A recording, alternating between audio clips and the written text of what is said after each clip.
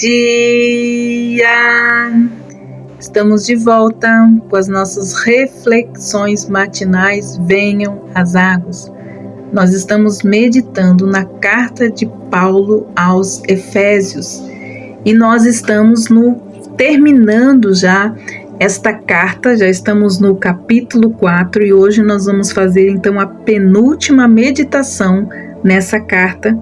E nós vamos então meditar dos versículos 10 até o 18, que diz assim: Grandemente me alegro em nosso Senhor de que vos continuasses a ter cuidado comigo como ainda tivestes, embora não haviam podido continuar a ter. Não digo porque eu tenha falta de alguma coisa, porque eu aprendi com o que possuo e isso me é suficiente.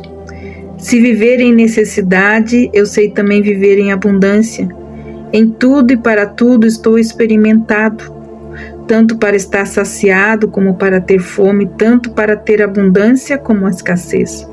Porque tudo posso no Cristo que me fortalece. Todavia, vós bem fizestes em ser participantes de meus padecimentos, porque também vós sabeis, ó Filipenses, de que no princípio da proclamação do Evangelho, quando eu parti da Macedônia, nenhuma congregação participou comigo no sentido de dar e receber, não somente vocês, porque o mesmo a Tessalônica me enviastes mais de uma vez para minhas necessidades. Não porque procura dádiva alguma, mas porque eu quero que abundeis os frutos a vosso favor. Tudo recebi e tenho em abundância, e eu estou satisfeito, pois tudo o que me enviastes por meio de Epafrodito recebi, como um aroma suave, como sacrifício aceitável e também agradável a Deus. Temos aqui então os agradecimentos de Paulo pelas doações dos santos.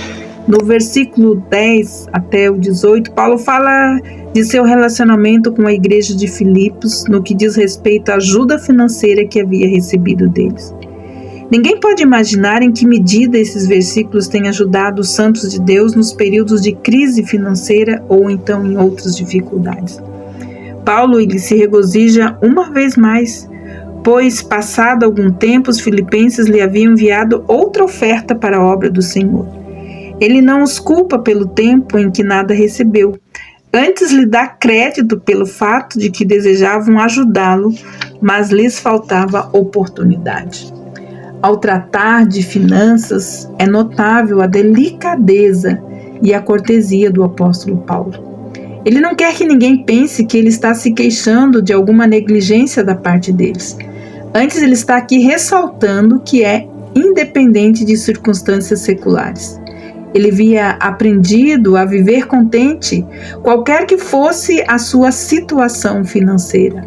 O contentamento é muito melhor que a riqueza, porque mesmo que o contentamento não produza riquezas, ele consegue atingir o mesmo objetivo, banindo o desejo delas. Como é bendito o crente que aprende a andar de cabeça erguida, mesmo quando o estômago está vazio. Ou manter um olhar direito mesmo quando nada tem no bolso, ou manter um espírito alegre quando o patrão defraudou o seu salário e conseguiu regozijar-se no Senhor quando os homens se mostraram infiéis. Paulo, ele sabia estar humilhado, isto é, quando ele não tinha suprimento para suas necessidades básicas, e também sabia ser honrado, ou seja, quando recebia mais do que necessitava. Ou seja, em todas as circunstâncias, ele já tinha experimentado tanto de fartura como de fome, assim de abundância como de escassez. Mas como Paulo aprendeu tal lição? Simplesmente porque ele tinha certeza de estar na vontade de Deus aonde quer que ele estivesse. Fossem quais fossem as circunstâncias, sabia que estava ali pela vontade de Deus. E assim, se passasse fome, era porque Deus queria que ele passasse. Se tivesse fartura, era porque Deus planejou que fosse assim. Estando ele ocupado fielmente no serviço do rei, ele podia dizer, sim, meu pai, porque assim foi do seu agrado. O apóstolo em seguida faz uma outra declaração que tem sido um enigma para muitos. Ele diz, tudo posso naquele que me fortalece. Estaria ele falando literalmente? Estaria convencido de que não havia nada que não conseguisse fazer?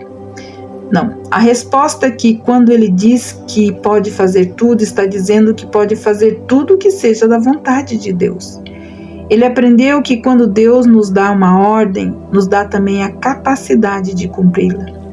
Ele sabe que Deus jamais pede que façamos algo sem providenciar a graça necessária para a sua realização.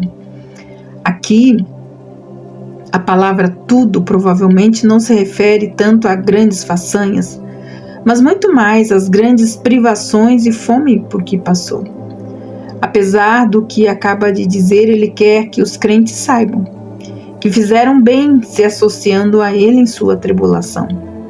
Provavelmente está se referindo ao dinheiro que lhe enviaram para suprir suas necessidades na prisão. No passado, os filipenses excederam na graça de dar e receber. Nos primeiros dias do ministério de Paulo, quando ele partiu da Macedônia, nenhuma igreja se associou a ele financeiramente, a não ser os filipenses.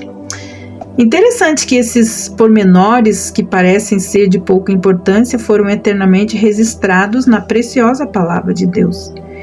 Isso nos ensina que o que damos aos servos do Senhor é dado ao Senhor.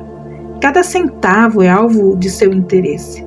Ele registra tudo o que é feito para ele e nos recompensa em boa medida, recalcada, sacudida e transbordante. Mesmo quando Paulo estava em Tessalônica, os filipenses mandaram não somente uma vez, mas 2 vezes, o bastante para suas necessidades. É evidente que os filipenses mantinham tão estreita comunhão com o Senhor que Deus podia orientá-los com respeito à sua contribuição. O Espírito Santo, ele fez pesar o coração deles com relação às necessidades do apóstolo Paulo. E eles responderam enviando-lhe dinheiro, não somente uma vez, mas 2 vezes. A generosidade deles torna-se ainda mais notável pelo fato de que Paulo haver ficado muito pouco tempo em Tessalônica. Já no versículo 17, destaca-se o fato de que Paulo não era ganancioso. Ele estava mais contente com a ideia de que eles iam ser recompensados por Deus por causa do seu donativo, que por ser o recipiente desse donativo. Seu desejo é de aumentar o fruto para crédito deles. Era maior que o prazer de receber deles ajuda financeira. É precisamente o que acontece quando contribuímos com dinheiro para a obra do Senhor. Tudo é registrado nos livros de contabilidade de Deus. E num dia futuro, quem contribuiu será reembolsado 100 vezes mais. O que temos não é nosso. Tudo pertence ao Senhor. E quando nós contribuímos para a sua obra, damos do que é propriamente dele. O cristão que discute a legitimidade de dar o dízimo ao Senhor não compreende esse fato. Na lei de Moisés, o dízimo, que representava a 10ª parte do que a pessoa ganhava, era obrigatório e o mínimo que os israelitas podiam oferecer a Deus. Quando Paulo diz recebi tudo, ele quer dizer recebi tudo de que preciso e tenho abundância. Isso significa que já não padecia nenhuma necessidade. Amados, nós precisamos entender que a obra de Deus é feita como Ele quer e os recursos divinos jamais irão faltar. O mal hoje em dia é que não sabemos distinguir entre trabalhar para Deus e a obra de Deus. O cristão pode estar ocupado no que se chama serviço cristão, sem estar no centro da vontade de Deus. Quando há fartura de dinheiro, corre-se o perigo de iniciar projetos que não foram sancionados por Deus. Hudson Taylor tem uma frase: devemos ter medo não da falta de recursos, e sim de receber recursos em demasia que não sejam consagrados a Deus. Paulo aqui ele adiciona algo muito importante. A dádiva de amor dos filipenses que Epafrodito entregou a Paulo é descrita como um aroma suave, como um sacrifício aceitável, aprazível a Deus. Isso ocorre quando nós entregamos a Deus nossos dízimos e nossas ofertas. A expressão semelhante aparece apenas mais uma vez nas páginas das Escrituras, referindo-se então a isso como um sacrifício de Cristo, Efésios 5:2. Paulo declara que a dádiva sacrificial dos filipenses representou para Deus e assim a dignifica. Ele subiu essa dádiva como um sacrifício de aroma suave e agradável a Deus.